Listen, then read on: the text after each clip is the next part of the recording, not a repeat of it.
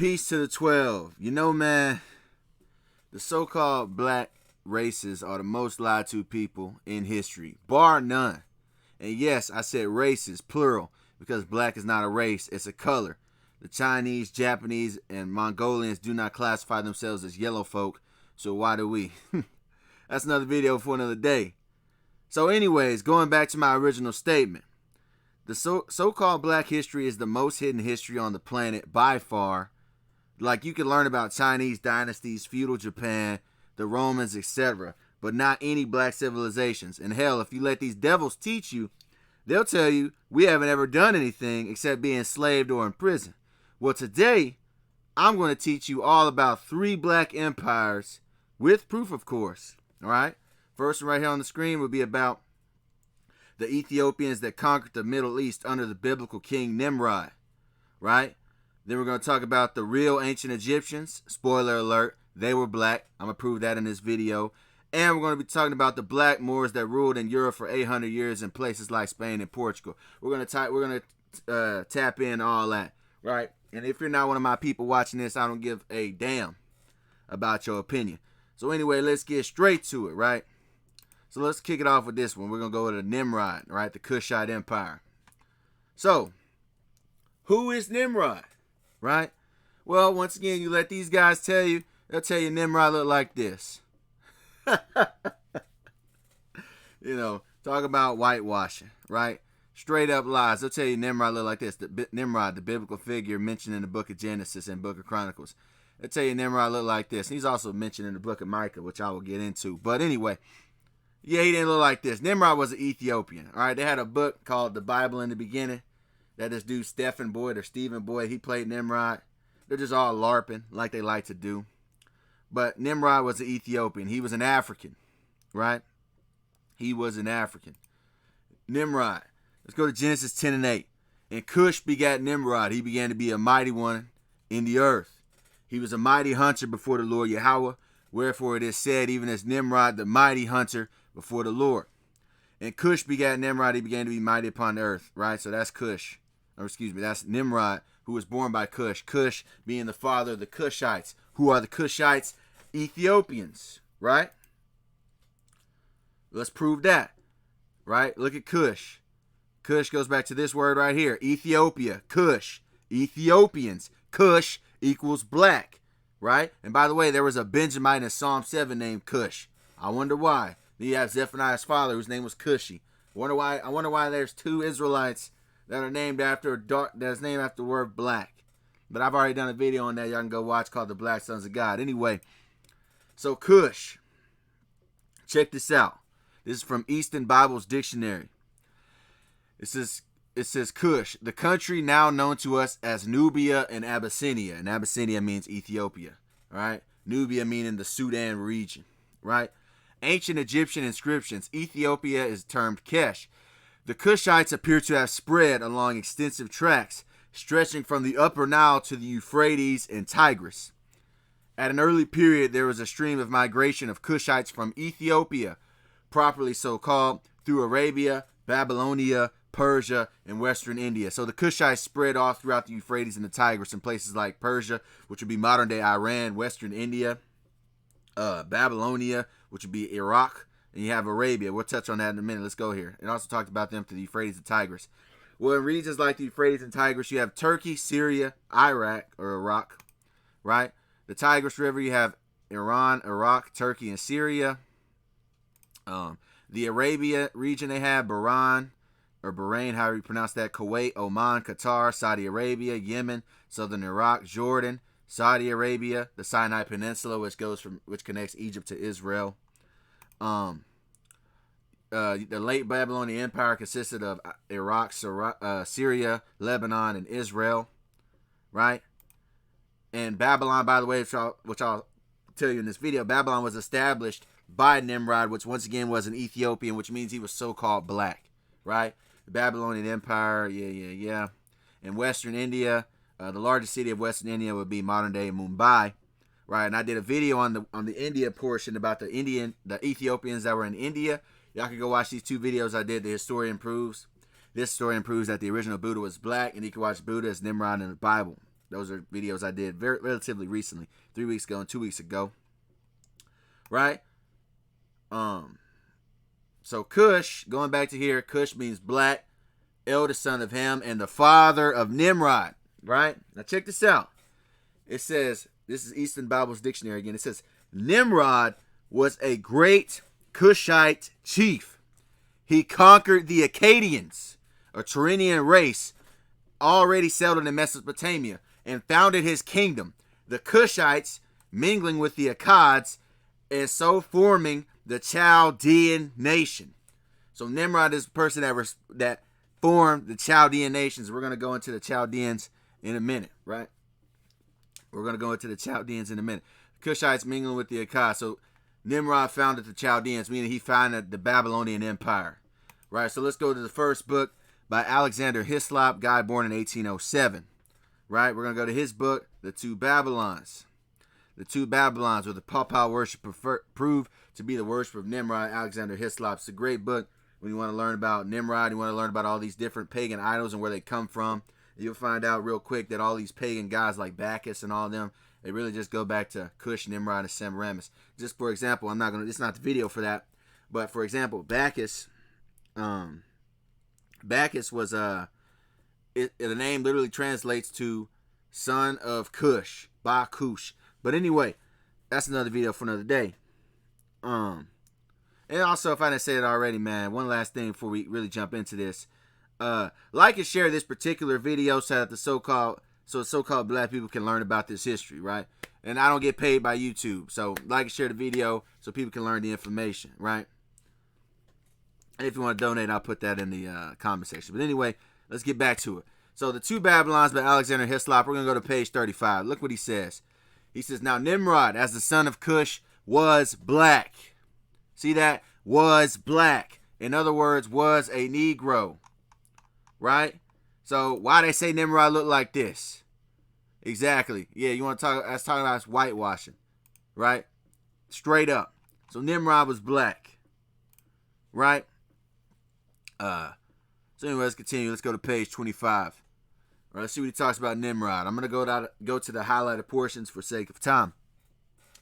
It says, Nimrod as mighty a kingdom as Nimrod himself, Ashur building 4 cities, one of which is emphatically said to have been great, while Nimrod, on his interpretation, built just the same number of cities, of which none is specifically characteristic as great.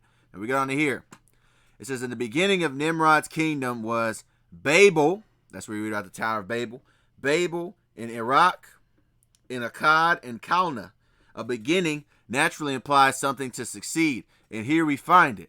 Out of that land he went forth being made strong. Who's he talking about? Nimrod. Or when he had been made strong, Ashur, and built at Nineveh, etc. Now this exactly agrees with the statement in the ancient history of Justin. Now we're going to read about Ninus. Ninus was a king. We'll touch on who that is in a minute.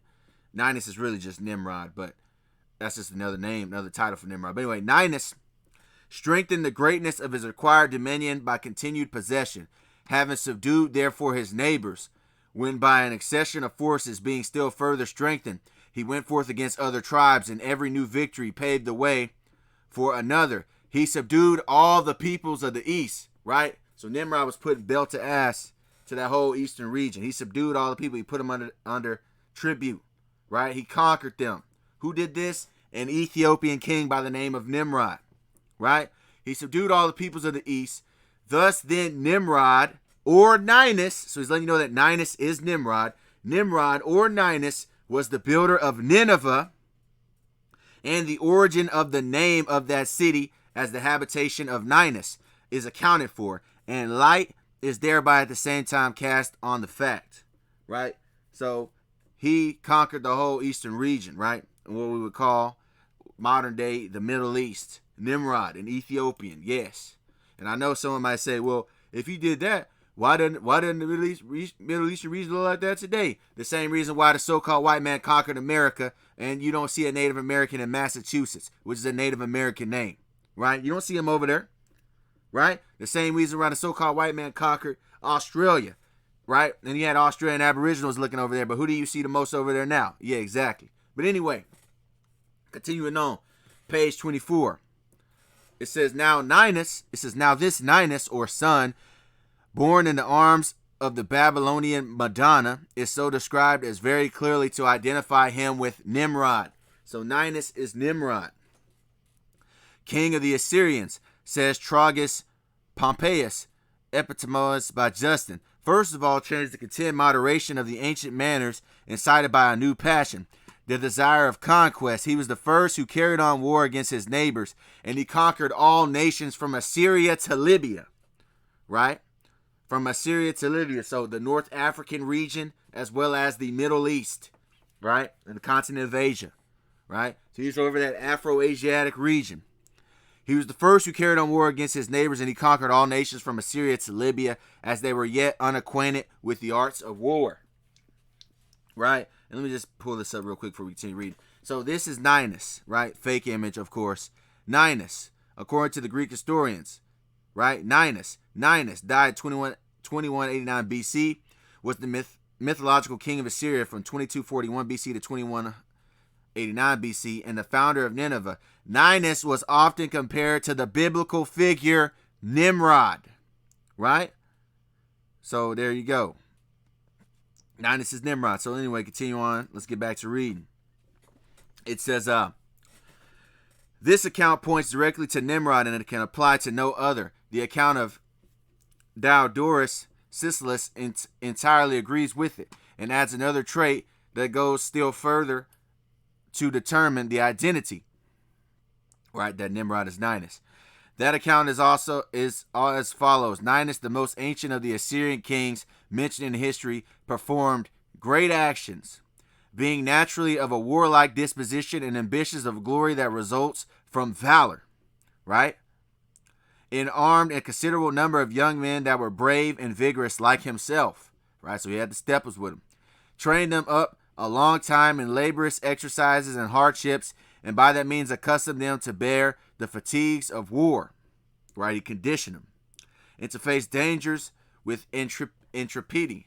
I don't know how you say that word. But anyway, as Diodorus makes Ninus the most ancient of the Assyrian kings, and represents him as beginning those wars which raised his power to an extraordinary height by bringing the people of Babylonia under subjection to him, right?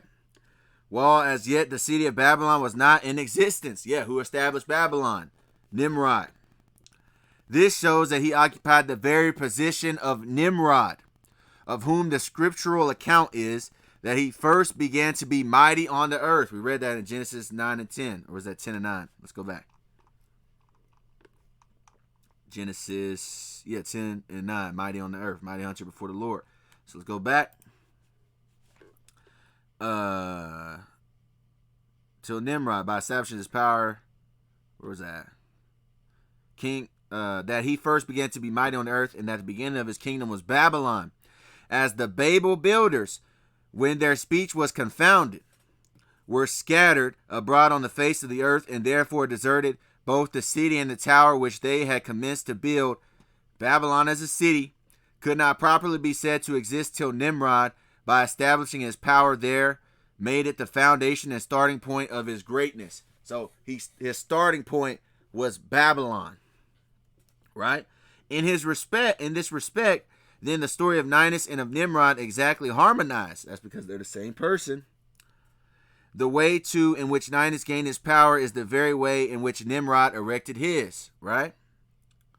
There can be no doubt that it was by inuring his followers to the toils and dangers of the chase that he gradually formed them to the use of arms, and so prepared them for aiding and establishing his dominions, just as Ninus, by training his companions for a long time in laborious exercises and hardships, qualified them for making him the first of the Assyrian kings, right? So, hey man, very famous person, Nimrod, also known as Ninus. He has many names. Nimrod has many names. I'm going to do a video on the history of Nimrod, another title. But this is really about the Black Empires. But anyway, let's get Micah 5 and 6. For those that don't know, the land of Assyria is even compared to Nimrod. Why? Because he's the first king of Assyria, right? Just like Ninus was. Let's prove that. We go to Micah 5 and 6. It says, And they shall waste the land of Assyria with the sword, and the land of Nimrod, and the entrances thereof. Thus shall he deliver us from the Assyrian, when he cometh into our land, and when he treadeth within our borders. So Assyria was known as the land of Nimrod. You understand? So Nimrod was the first king of Assyria. He founded the region. Right, now we're going to another book by an English Assyriologist by the name of George Smith. Guy born in 1840. He was a pioneering English Assyriologist who first discovered and translated the Epic of Gilgamesh, one of the oldest known written works of literature. So we're going to go to the Chaldean account of Genesis by George Smith. Right? We're going to go to page 175 on Chaldean account of Genesis. Let's get here. It says, as my identification of Isdubar with Nimrod has met with some objection. So not only is Nimrod Ninus, also known as Ninus, Nimrod is also known as Isdubar. And Isdubar, for those that you don't know, Isdubar is just the mistranslation of the word Gilgamesh, right? So Nimrod was real famous, and the reason I keep bringing this up is because Nimrod, again, like I told you in the beginning, what was he? He was an Ethiopian. So don't let these people try to tell you that that the so-called black man didn't have an empire. No, he had an empire. They just don't want to talk about it, which I'll go into that when I end the video real later on. But anyway, as my identification of Isdubar with Nimrod has met with some objection, I think it would be useful to notice the various accounts of this hero and the different hypotheses propounded with respect to his identification. According to Genesis, Nimrod was a son of Cush, that is, a Cushite or Ethiopian. See that? And B, distinguished himself as a mighty hunter, his prowess being so great that his name passed into a proverb. That's right. Right? His name was ringing. He afterwards became king, commencing his reign in Shinar or Babylonia, and still later extended his empire into Assyria, just like we talked about with Ninus, where he laid the foundations of that state. And just like I said, Assyria was known as the land of Nimrod in Micah 5 and 6. Right? And Cushite, meaning what? Refer to African or African. Cushite, Cushy. Black African. Right? Anyway, continuing on. Page 174, Chaldean account of Genesis. It says, Isdubar, which another name for Isdubar is Gilgamesh, and another word for Isdubar is Nimrod. Isdubar, whose parentage, like that of so many heroes of antiquity, is thus doubtful, appears as a mighty leader, a man strong in war and hunting. Remember, Nimrod was a mighty hunter. A giant who gained dominion in Babylonia. The whole of the Euphrates Valley was at this time divided into petty kingdoms, and Isdubar, by his prowess, established a dominion over many of these, making thus the first empire in Asia. Right? See that? The center of the empire of Isdubar appears to have laid in the region of Shinar, at Babylon, Akkad, Iraq, and Nippur, and agrees with the site of the kingdom of Nimrod according to Genesis 8, 9, 10, where we read, and Cush begat Nimrod, and he began to be mighty, a mighty one in the earth. He was a mighty hunter before the Lord, wherefore it is said, even as Nimrod, the mighty hunter before the Lord. Right? And the beginning of his kingdom was Babel, and Erech, and Akkad, and Calneh, and the land of Shinar. All these cities were ultimately within the dominion of Isdubar, whose character as a hunter, leader, and king corresponds with that of Nimrod. They're one and the same, right? And look, Isdubar, Gilgamesh's name was originally misread as Isdubar. So Gilgamesh is actually Nimrod, a Sumerian king. And look how they have him right here. Look how they have Gilgamesh. You got this blonde-haired, I guess he probably has blue eyes looking person. Total madness. But see, once again, they don't ever want to give us anything. But that's okay, because we don't need them to tell the history of the so-called black man. Because, you know, that's what YouTube's for. And all these other platforms. Right? And Gilgamesh. Accordingly, Gilgamesh was a demigod who was said to have lived an exceptionally long life, the Sumerian king, 126 years, and to be possessed of superhuman strength. And once again, Gilgamesh was originally called Isdubar, and Isdubar is Nimrod, and Nimrod is an Ethiopian. Right? So that's that. So Cush, black, yeah, we went that. The father of Nimrod. Nimrod was a great Cushite chief. He conquered the Akkadians, between race already settled in Mesopotamia, and founded his kingdom. The Cushites mingled with the Akkads and so formed the Chaldean nation. Now we're going to talk about the Chaldean nation, which again was established by Nimrod, who again was an Ethiopian. Let's talk about the Chaldean nation. The Chaldean nation was so-called black. We're going to go to another book by the historian and antiquarian Godfrey Higgins. I didn't put his name in there, but Godfrey Higgins was born in the 1700s. Anacalypsis Volume 2, right, by Godfrey Higgins. We're going to page 364. Right, matter of fact, let me get a picture of Godfrey Higgins real quick for the people. Even though if y'all been watching me for a while, y'all know I use this guy all the time. But let's show Godfrey Higgins. Bear with me 1 second.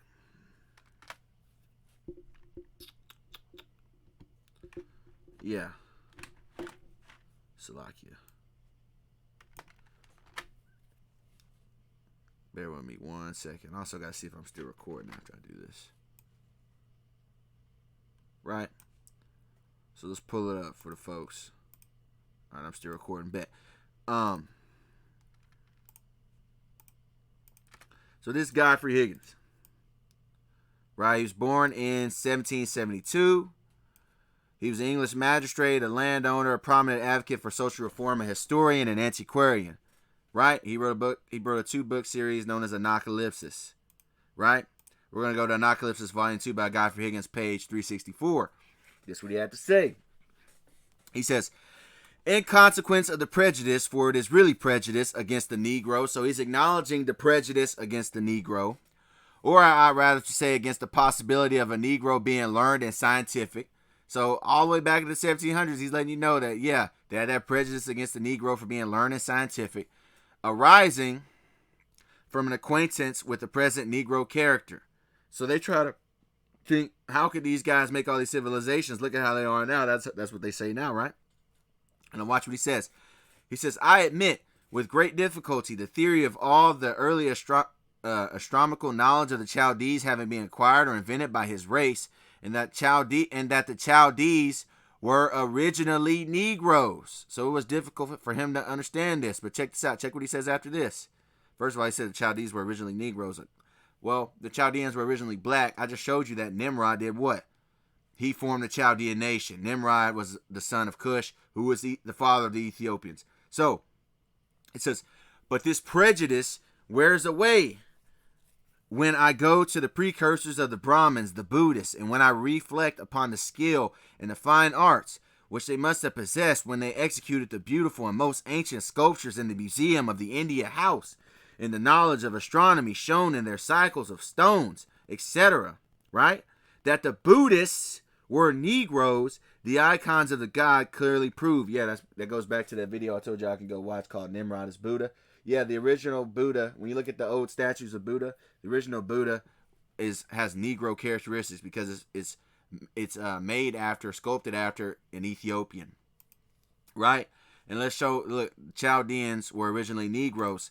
Let's go to here. This is a Chaldean close-up, right? This is a Chaldean close-up. These are some Africans. Look, they have the same hairstyle right here. Look at the beard. Look at this man's beard. The Chaldeans, right? Look, once again, look at this hairstyle. Look at these people. These are from the Oromo tribe of Ethiopia. The Ethiopians today still have this exact same hairstyle. You see that? Ain't no way around it. They still have that Chaldean hairstyle, right? And on this talk about the Buddhists were Negroes, the icons of the god clearly prove. Well, here's the original Buddha, right? Here's the original Buddha, and here's an African. Yeah, clear, right? Here's a so-called black woman with her hairstyle known as Bantu knots. Here's another statue of Buddha, same hairstyle. Here's Lupita Nyong'o. See if I'm still recording. Yeah, here's Lupita Nyong'o from Black Panther. She has the Bantu knots in her hair. Look at all these different statues of Buddha with the same hairstyle, right? And this hairstyle is known as the Bantu knots, right? Simple as that. Once again, you want more on that, watch these two videos. This historian proves that the original Buddha was black and Buddha is Nimrod in the Bible. Right? Now, that being said, I talked about the Chaldean nations and that Nimrod forming the Chaldean nation. Well, you know who was a Chaldean? By the way, you know who was a Chaldean? Abraham. Abraham, the father of the faith, right? Abraham was a Chaldean, right? Look at this on Google. The Bible states that Abraham was raised in Ur of the Chaldeans. Did you know that Abraham was born a Chaldean, right? So, let's prove that Abraham was a Chaldean. Genesis chapter 15. After these things, the word of the Lord Yahweh came unto Abram in a vision, saying, Fear not, Abram, I am thy shield and thy exceeding great reward. Right? Now we're going to go down to Genesis 15 and 7. It says, And he said unto him, I am the Lord Yahweh, that brought thee out of Ur of the Chaldees to give thee this land to inherit it. So he was a Chaldean. We go to Genesis 11 and 31. It says, And Terah took Abram his son, and Lot, the son of Haran, his son's son, and Sarai, his daughter-in-law, his son Abram's wife, and they went forth with them from Ur of the Chaldees to go into the land of Canaan, and they came unto Haran and dwelt there. Right? So they're Chaldeans. Nehemiah 9 and 7. Thou art the Lord Yahweh, the God who didst choose Abram, and broughtest him forth out of Ur of the Chaldees, and gavest him the name Abraham. Right? The father of many. Joshua chapter 24 verse 2. And Joshua said unto all the people, Thus saith the Lord Yahweh, God of Israel, your fathers dwelt on the other side of the flood in old time, even Terah, the father of Abraham, and the father of Nachor, and they served other gods. And I took your father Abram from the other sides of the flood, and led him throughout all the land of Canaan, and multiplied his seed, and gave him Isaac. So again, he was taken from where? The land of the Chaldeans. Right? Look at this. Look at Terah. Eastern Bible Dictionaries. Terah. He had 3 sons, Haran, Nahor, and Abraham. And he was the descendants of this Chaldean shepherd. And once again, who formed the Chaldean nations? Nimrod. Right? So something to think about. It even tells you this in Judith 5 and 3, which you can read about in the Apocrypha, which was originally a part of the King James Bible, 1611 edition. I've done videos on this before. I did a video called Read the Red Book. You can read about why the Apocrypha is still important and valid. But anyway, we're going to go to Judith chapter 5, verse 3. And he said unto them, Tell me now, ye sons of Canaan, who this people is that dwelleth in the hill country, and what are the cities that they inhabit, and what is the multitude of their army, and wherein is their power and strength, and what king is set over them, or captain of their army. So he wants to know about the Israelites. Who are they, where they come from, so on and so forth. And why have they determined not to come and meet me more than all the inhabitants of the west? Then said Achor, the captain of all the sons of Ammon, Let my Lord now hear a word from the mouth of thy servant, and I will declare unto thee the truth concerning this people, which dwelleth near thee, and inhabiteth the hill countries, and there shall no lie come out of the mouth of thy servant. Now this is what he about to say about the Israelites. Verse 6, Judith 5 and 6. This people are descended of the Chaldeans. So he's letting you know that these people are descended from the Chaldeans, which, let's go back for those of you that forgot. Nimrod, the Cushite chief, formed the Chaldean nation, right? So anyway, let's go back to what he said. This people are descended of the Chaldeans, Judith 5 and 6. Let's continue reading. This people are descended from the Chaldeans, and they sojourned heretofore in Mesopotamia, because they would not follow the gods of their fathers, which were in the land of Chaldea, right? For they left the way of their ancestors and worshipped the God of heaven, the God whom they knew. So they cast him out from the face of their gods, and they fled into Mesopotamia and sojourned there many days, right? So that's the point. These are the Israelites. And where did Abraham come from? Chaldeans. So they descend from the Chaldeans. Who founded the Chaldean Empire? Nimrod himself, the Ethiopian king. Right? I did a video on this a long time ago. It was 10 months ago. I thought it was a long time ago. But it was called This Historian Proves That Abraham Was a Black Man. And that is my most famous video. It's got 67,000 views. But anyway, continuing on. Now we're going to go to Anacalypsis Volume 1 and not Volume 2 by the same author, Godfrey Higgins. We're going to go to page 43. I believe he's going to be talking about the Chaldeans as well. We'll see. The valley of the Nile is very narrow, not capable of containing a great and powerful people. Sheba and Saba were either one of 2 cities of the Cushites or Ethiopians. And Pliny says that the Sabians extended from the Red Sea to the Persian Gulf. thus giving them the whole of Arabia. The Sabians are Ethiopians. So once again, I told you this.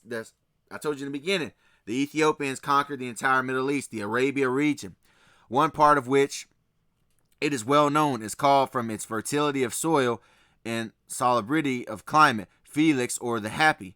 Dr. Wells states that the Ethiopians of Africa alone are commonly called Lubim, both by ancient and modern writers. So he's talking about Sheba or Saba. That's talking about Sheba or Saba. That's southwestern Arabia, right?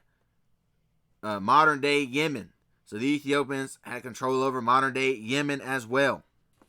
Anyway, but the country east of the Euphrates was called Cush.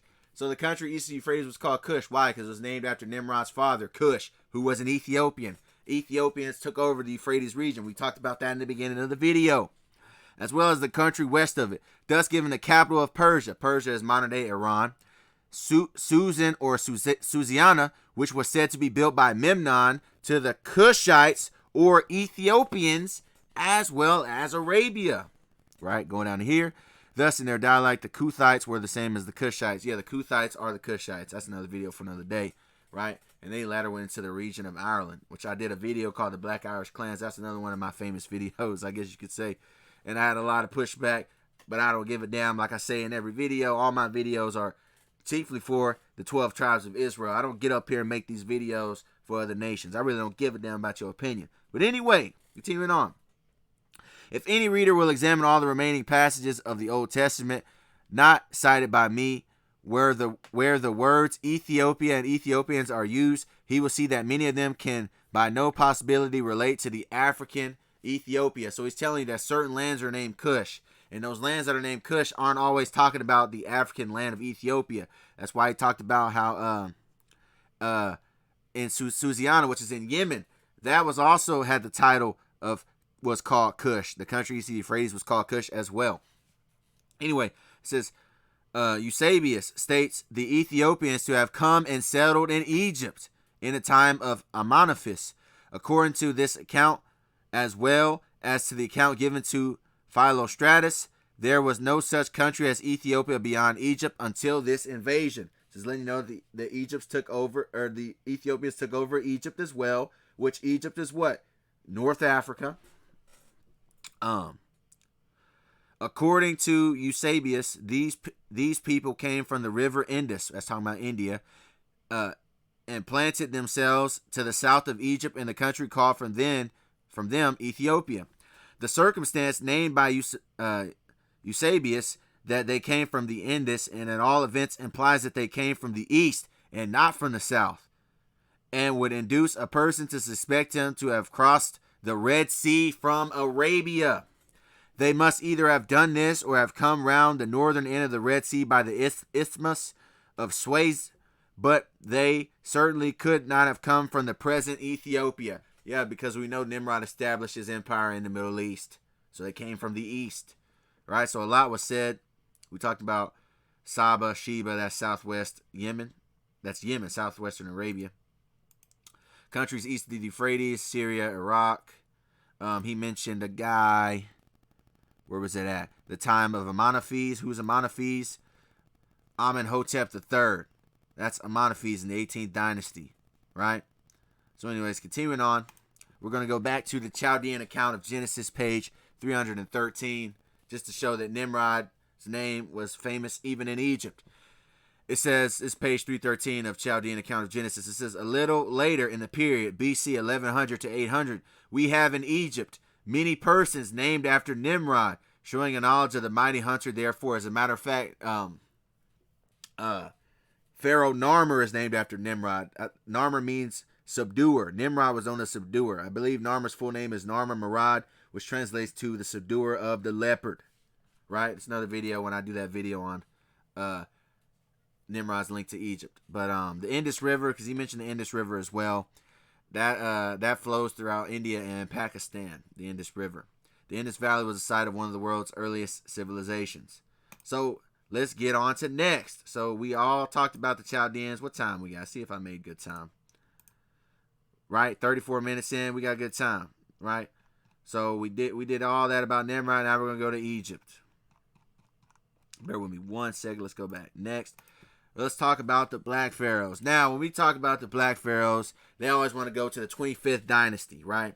They say, oh, the 25th dynasty. It says in the 8th century BCE, he noted Cushites ruler were crowned as kings of Egypt, ruling a combined Nubian and Egyptian kingdom as pharaohs of Egypt in the 25th dynasty.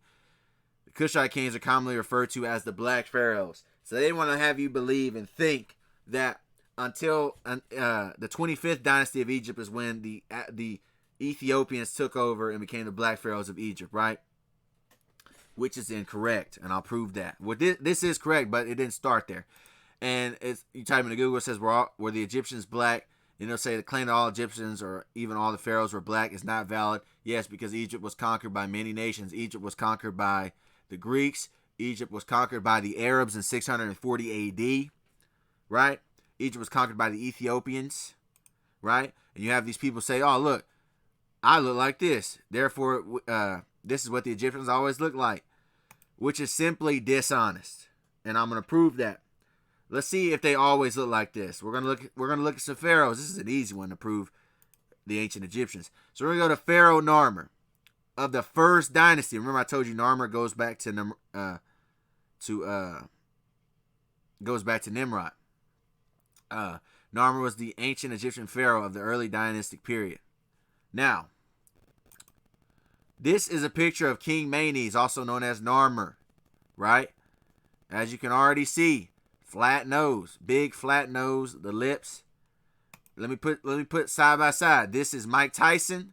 This is Pharaoh Narmer, right? This is somebody. This is Pharaoh Narmer. Look, you see the resemblance, right? But you think that's not enough? Don't worry, I got more. We're gonna go to the second dynasty. We're gonna go to Pharaoh Ninetjer. See what Pharaoh Ninetjer looks like. So this is Pharaoh Ninetjer, right? This is Pharaoh Ninetjer. This is the rapper KRS-One. Look at Pharaoh Ninetjer and look at KRS-One. The exact same nose, thick lips, same ears. Exactly. African features. So-called African features. Right? This is, once again, Pharaoh Ninetjer. This is KRS-One. Right? And this is a picture of Ninetjer with his hat off. This hairstyle that he has is, once again, still found among the Ethiopians. This is Pharaoh Ninetjer with his hair and the nose. This is the Muur tribe of Ethiopia. They still got this same hairstyle, man. They still got the same hairstyle. Where the Egyptians walking around looking like that? And when I say Egyptians, where the modern Egyptians at? Looking like that. Right? Anyway. And yes, those are negroid features. Flattish nose, flat root of the nose, narrower ears, narrow joints. Right? These are what's known as so-called negroid features. Right? Which this guy clearly has. But anyway, another pharaoh. Pharaoh Khufu of the 4th dynasty. This is Pharaoh Khufu. Look at the nose. Exactly. Right? This is Pharaoh Menkaure, 4th dynasty. Right? This is Pharaoh Menkaure. And again, he has the same hairstyle underneath the hat. He still has that Muur tribe hairstyle. And he has the same nose as this woman right here on screen. Right? And this is a funny one that I like to use. This is Pharaoh Nefer-Frey from the 5th dynasty. And if you can't tell in this picture, he has waves in his hair. Look at Pharaoh Nefer-Frey and look at the so-called black man with the waves in his hair. You cannot make this thing up like the scriptures tell you in Ecclesiastes, man. Ecclesiastes 1:9. There's no new thing under the sun. People been wearing waves for thousands of years. This Pharaoh got waves in his hair. Ain't no way around that, man. Right? Pharaoh Nyasir-Ini, 5th dynasty. Look at him. Look at the nose. Look at KRS-One. Right? You got Pepi, the Pharaoh, 6th dynasty of Egypt. This is him. This is an African man.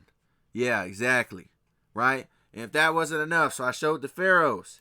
Now let me show what other people said. This is what the father of Egyptology had to say. Jean-François Champollion, physiologist. He's known as the father of Egyptology, the founding figure in the field of Egyptology. He was born in 1790. He's from France, right? Jean-François Champollion is called the father of Egyptology. He used the Rosetta Stone and was able to decipher the ancient Egyptian language, right? That's also a Masonic hand sign, by the way. And he wrote a book, the Treatise Escrites de Egypte et Danube, 1828 to 1829. And This just translates to letters written of Egypt and Nubia in 1828 and 1829 by Champollion the Young, new edition. Right? We're going to go down to what's in this book. It's written in France, so I had to Google translate it. This first part right here says, Appendix Summary, Notice on the History of Egypt, written in Alexandria for the Viceroy and is delivered to His Highness in November 1829. That's what this little blue part says. We're going to be focused on what's written below right here. And I already translated it. And this is what he had to say. Mind you, this is coming from the father of Egyptology. This is what he has to say.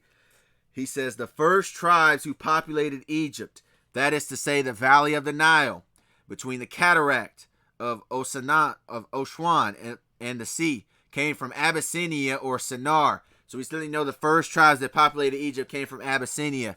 Abyssinia is Ethiopia. But it's impossible to fix the time of this first migration, which is extremely ancient. The ancient Egyptians belonged to a race of men quite similar to Kenis or Barbers, current inhabitants of Nubia, the Nubians, right? Meaning black Africans. We do not find among the Copts of Egypt any of the characteristic features of the ancient Egyptian population. So the founding father of Egyptology, the father of Egyptology, Jean-François Champollion, said out of his own mouth that the original Egyptians were people that looked like Ethiopians, came from Abyssinia, the first tribes who populated Egypt. Let's get another guy. Let's get a Book of Beginnings by Gerald Massey, English poet, spiritualist. He was a spiritualist and he was into ancient Egypt. He was born in 1828. Gerald Massey made a book, Volume 1, A Book of the Beginnings. We're going to go to page 24, right? He says, men of the dark and despised race of black blood royal that fed in the red, yellow, and white races and got the skin somewhat blanched in Egypt. The men who had dwelt in the Nile Valley and by the fountains of its waters in the highlands above so long and unknown ages past, that the negroid type of form of complexion had modified into the primitive Egyptian. Once again, primitive meaning the first Egyptians were so-called black people. We're going to go down to here. It says, Livingstone found the likeness of these in the typical Negro of Central Africa. Or rather, he affirms that the typical Negro found in Central Africa is to be seen in the ancient Egyptians, not in the native of the West Coast. So Central Africans look like ancient Egyptians, according to Livingstone. See that? Real quick, real simple. All right? Let's see what Constantine Francois Chasuble had to say. Guy born in 1757. He was a philosopher, an abolitionist, writer, orientalist, and politician. We're going to go to his book, Voyage in Egypt and Syria. We're going to go here where he says, but when I visited the Sphinx, its appearance gave me the key to the riddle on seeing that head typically Negro in all its features. So the Sphinx was a Negro. That's why they tried to destroy it. I remember the remarkable passage where Herodotus says, as for me, I judge the Colloquians to be a colony of Egyptians. And by the way, Herodotus, they call him the father of history. As for me, I judge the Colloquians to be a colony of Egyptians because like them, they are black and woolly hair. In other words, the ancient Egyptians were true Negroes of the same type as all native-born Africans. That being so, we can see how their blood mixed for several centuries with that of the Romans and Greeks. It also mixed with the Arabs. Once again, the Arab conquered Egypt in 640 AD. Y'all can look that up, right? Anyway, continuing on. We're going to go to page 399 of Anacalypsis by Godfrey Higgins. He says, Dr. Picard has observed the Brahmins, as might be expected, the finest form race in India. He has also shown in a very satisfactory manner, meaning with a lot of evidence, that the ancient Egyptians, the masters of Thebes, were Negroes, or that they were black with curly heads. Just letting you know, once again, the ancient Egyptians were Negroes, right? And guess what? If the ancient Egyptians were black, that means the Israelites were. I'm going to prove that all throughout the Bible. Israelites were mistaken for ancient Egyptians, which means that the Israelites look like the ancient Egyptians, and the ancient Egyptians were black. Let's get Moses. Let's prove that Moses was mistaken for an Egyptian, right? Let's get there. Let's see where we're at. Let's go to Exodus 2 and 10. And the child grew, and she brought him into Pharaoh's daughter, and he became her son, and she called his name Moses. And she said, because I drew him out of the water. Right? So Moses was a Hebrew, and he was raised up as an Egyptian. He just blended right in. They just thought he was an Egyptian. When we go to Exodus 2 and 15, it says, now when Pharaoh heard this thing, he sought to slay Moses, but Moses fled from the face of Pharaoh and dwelt in the land of Midian. And He sat down by a well. Now the priest of Midian had 7 daughters, and they came and drew water and filled the troughs to water their father's flock. And the shepherds came and drove them away, but Moses stood up and helped them and watered their flock. So Moses helped these people. Now watch what they're going to say about Moses. And when they came to Reuel, their father, he said, how is it that ye are come so soon today? This is what they're about to say about Moses, who was a Hebrew. Right? He was an Israelite, to be specific, of the tribe of Levi. So we'll go to Exodus 2:19. This is what his daughters had to say about Moses. They said, an Egyptian delivered us out of the hand of the shepherds, and also drew water enough for us and watered the flock. So they just thought that Moses was an Egyptian. Why? Because Moses was black. Let's deal with Joseph. Let's go to Genesis 42 and verse 3. It reads, and Joseph's 10 brethren went down to buy corn in Egypt, but Benjamin, Joseph's brother, Jacob, sent not with his brethren. For he said, lest peradventure mischief befall him, and the sons of Israel came to buy corn among those that came. For the famine was in the land of Canaan. Now, right, so his brothers are going down there. Now, Joseph, he became governor of Egypt at this point. And his brothers are just going to think that Joseph was another Egyptian, meaning the Egyptians and the Israelites looked similar because they just thought he was another Egyptian. So if the ancient Egyptians were black, yeah, exactly. Now you're getting it. That means Joseph was black. And Joseph was the governor over the land, and it was a soul to all the people of the land. And Joseph's brethren came and bowed themselves before him with their faces to the earth. And Joseph saw his brethren, and he knew them, but made himself strange unto them, and spake roughly unto them. And he said unto them, whence come ye? And they said, from the land of Canaan, to buy food. Now this is Genesis 42 and 8. And Joseph knew his brethren, but they knew not him. Other versions, Joseph recognized his brothers, but they did not recognize him. So Joseph knew that his Israelite brethren were his brothers, but they just thought that Joseph was another Egyptian. So that's again, they look the same. Paul was also mistaken for an Egyptian. Read about that in Acts 21 and 37, which reads, and as Paul was to be led into the castle, he said unto the chief captain, may I speak unto thee? Who said, canst thou speak Greek?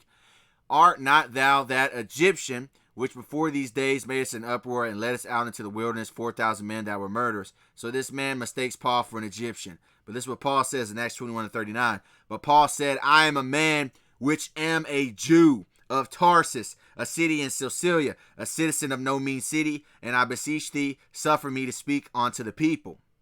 Right? So Paul said he's not an Egyptian, he's a Jew, meaning what? They still looked like the Egyptians. That's why he was mistaken for one.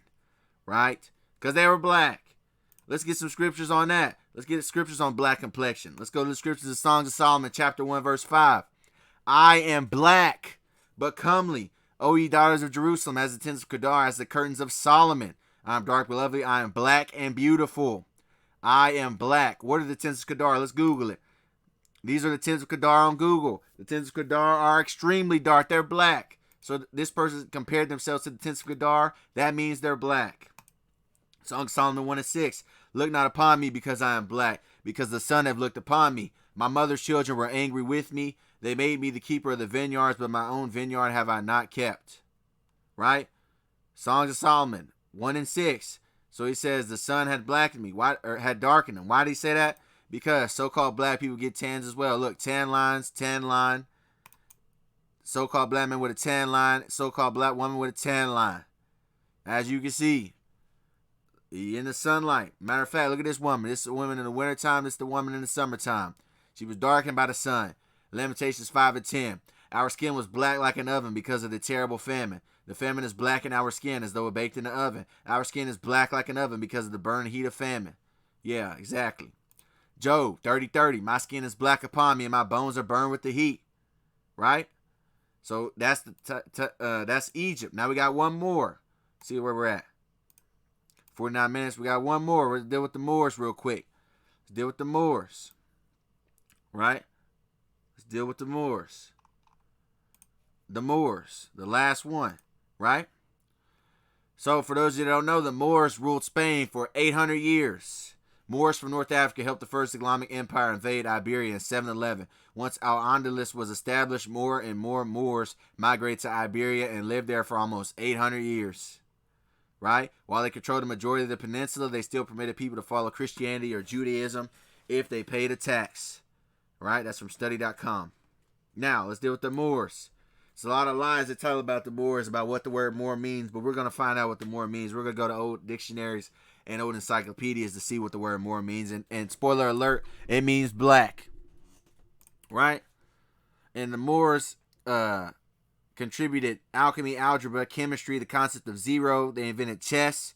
The use of numerals came from Moorish influence in Spain. This is from the Spanish Academy. Right? So the word Moor. Now, modern day, the word Moor, according to Google, it says an expansive, open, fertile land, a boggy area. Right? That's what they'll say it means. Right? Or if you let New World Encyclopedia tell you, they'll tell you Moor means a member of the Muslim population of Al-Andalus, now Spain and Portugal. That's what they'll tell you.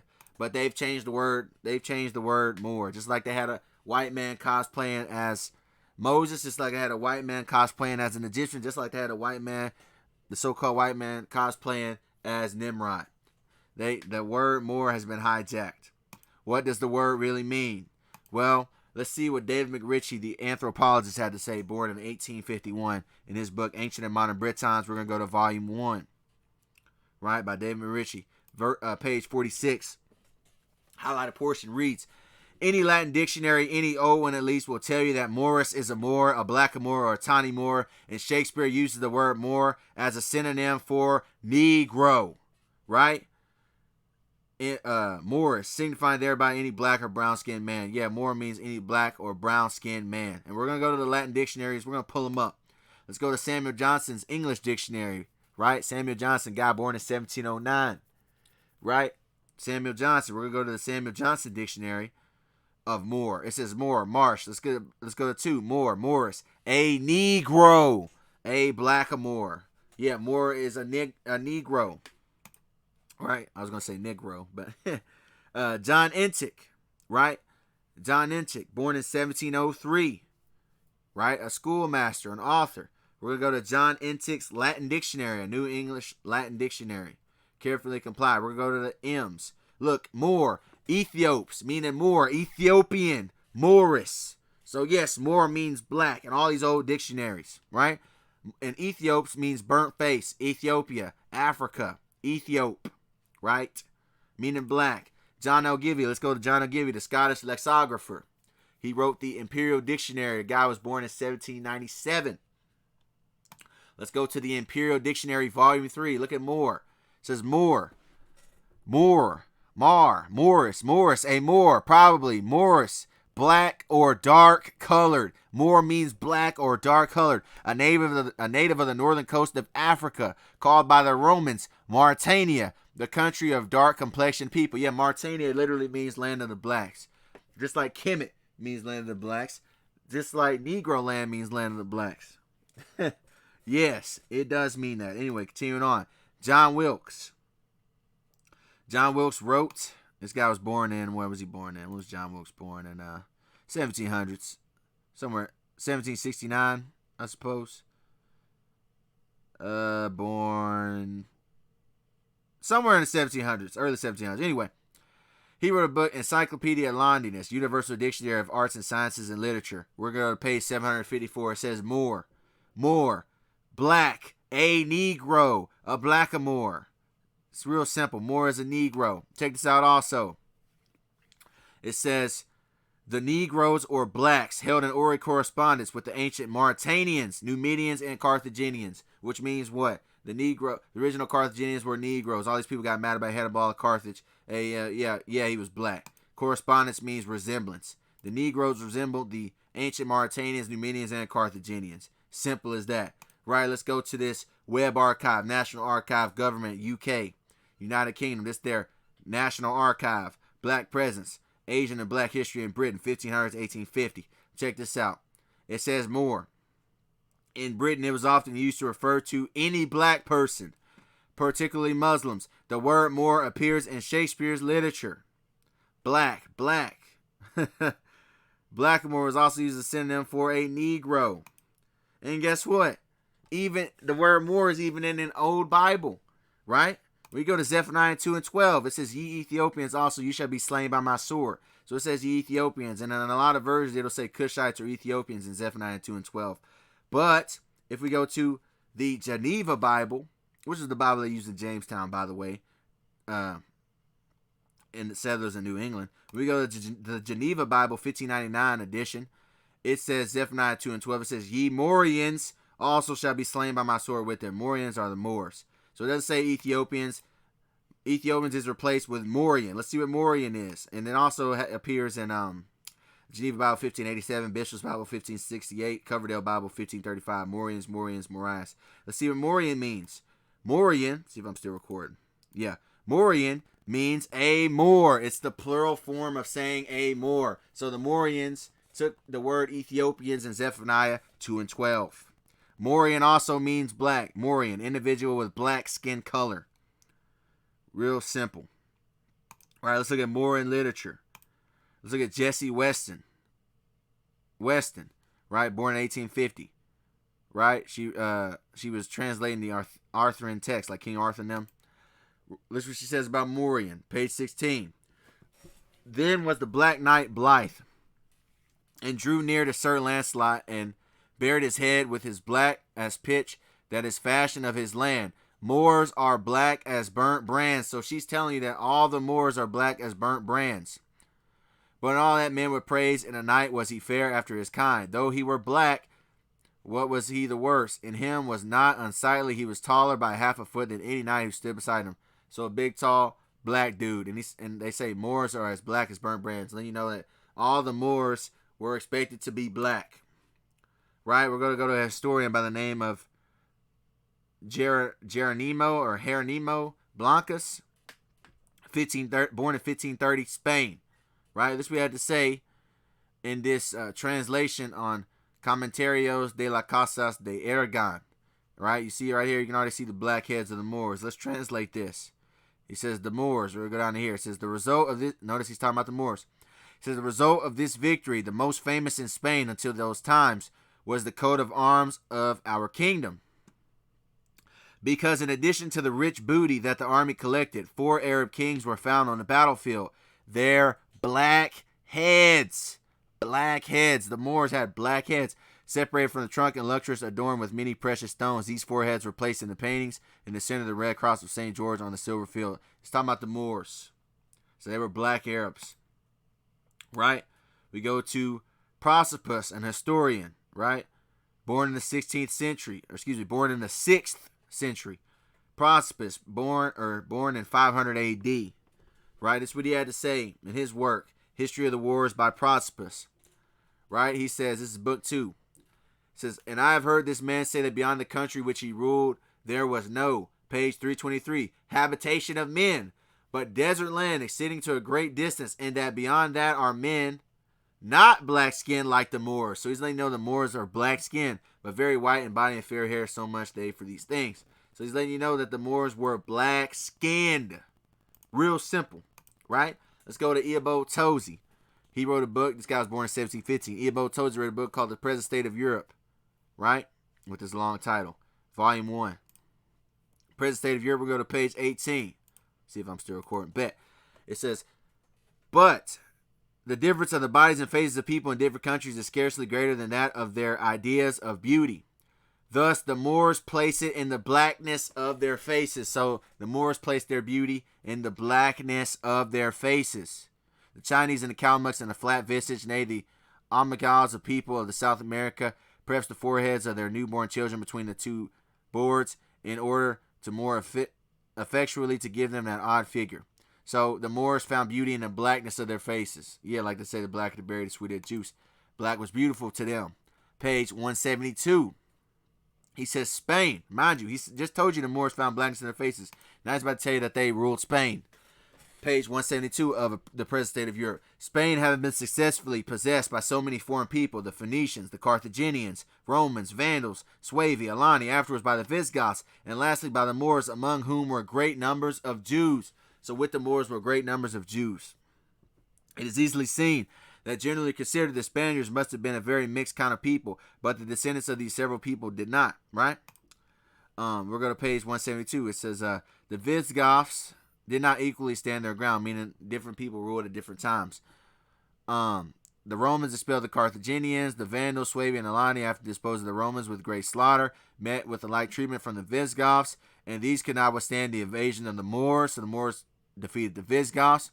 They were not totally exterminated or driven out of the country, such numbers remaining that they again took up arms against the conquerors, and in a long succession of years partly subdued them and partly compelled them to return to Africa, their mother country. So the Moors were deported to Africa.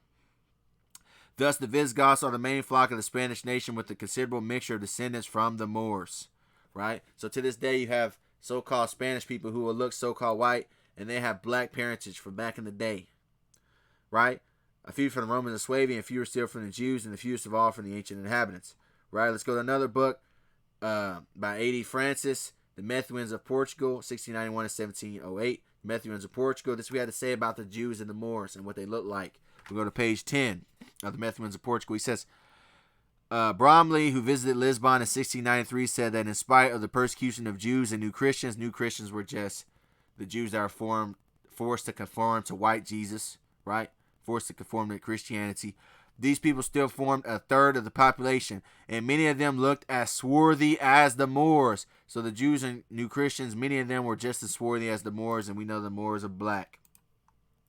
Historical poetry. Let's go to historical poetry as well. Let's go to the Song of Roland. Right? The Song of Roland was one of the earliest medieval epic poems written in France in about 1100 A.D. The poem is based on an incident during Charlemagne's wars against Muslims in Spain. Against Muslims in Spain. So this is written by a guy in the 1100s. And the poem is actually about an event that happened in 778 A.D. Right? The Song of Roland was written by Turoldus, right? A Norman poet. And the poem takes the historical battle of Roncevaux in 778, right? So it's an 8th century poem. Roncevaux Pass was the reign of Carolingian King Charlemagne, right? About a battle. Now this is what they had to say about who they were going against. You're about to find out that, yes, they were so-called black people. This is the Song of Roland, page 68. It says, this was that the army was great, knives and heat. Vile crimes had he committed and filthy felony. So the army, and of God the Son of Mary he trusted not the grace, and blacker than the melted pitch was that Paynim in the face. The Paynim is another word for Muslim. Paynim is another word for Muslim, right? Archaic. And they said he was black in the face. Simple, right? Let's continue on. Did I not include this? I think I got this backwards. Melted pitch. But anyway, we're going to page 81 of Song of Roland. He ruled in Cartagena, Alfern, and Garmali, and Ethiopia accursed. And in his seignory was the Negro race. See that? Great noses and mighty ears have they, and more than 50,000. So 50,000 Negroes were gathered for the fray, and they came riding thither in mighty wrath and proud. The war cry of the Paynims they lifted up. So these were black Muslims, black Paynims, black Muslims. These were Moors, right?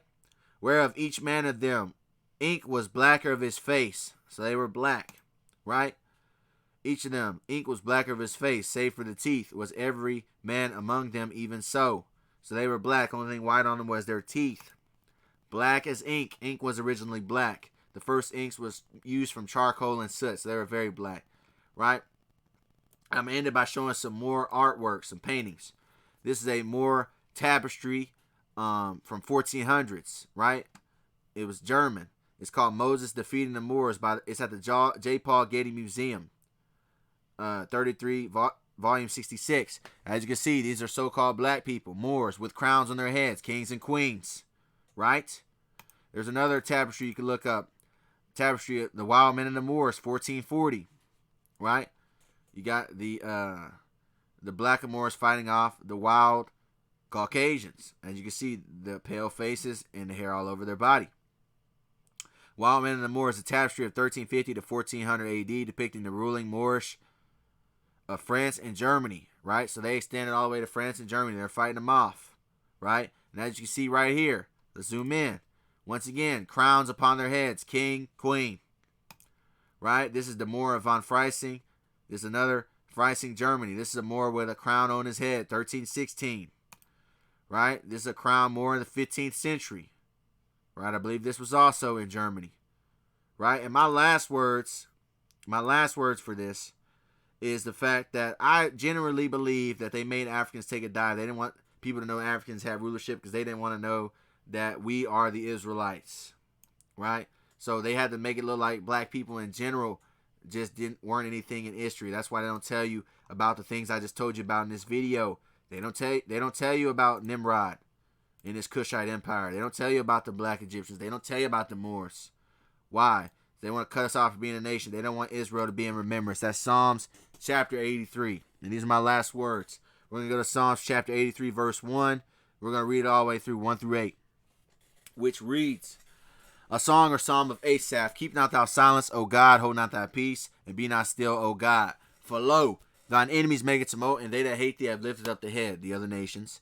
They have taken crafty counsel against thy people, and consulted against thy hidden ones. So they've had strict planning, genius planning against the Israelites. They have said, come and let us cut them off from being a nation, that the name of Israel may no more be in remembrance. So they want Israel to not be in remembrance. They don't want people to remember the original Israelites were dark-skinned people.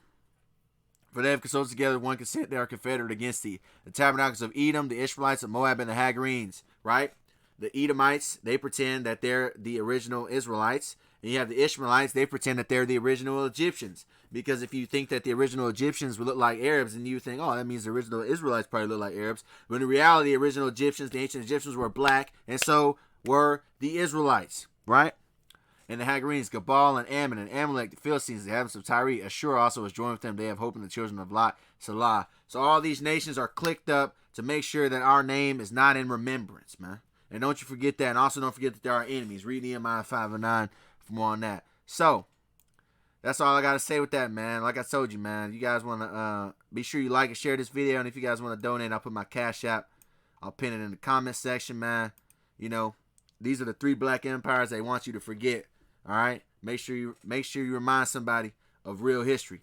And with that, I say peace to the 12. I want to give all praises, honor, and glory to the Heavenly Father, the Most High, whose name is Yahweh, in the name of his only begotten Son, whose real name is Yahweh Shai. Yahweh is the name of the Heavenly Father, who's commonly known as God. And Yahweh Shai is the Savior of the nation of Israel, who's commonly known as Jesus Christ. I want to say Shalom, which means peace. To you people that are out there listening and learning, to you brothers doing this work, truth, sincerity, and to you elders that's been doing this thing before me, man. I'm going to get up on out of here. I've been talking about it. I'm out. Peace.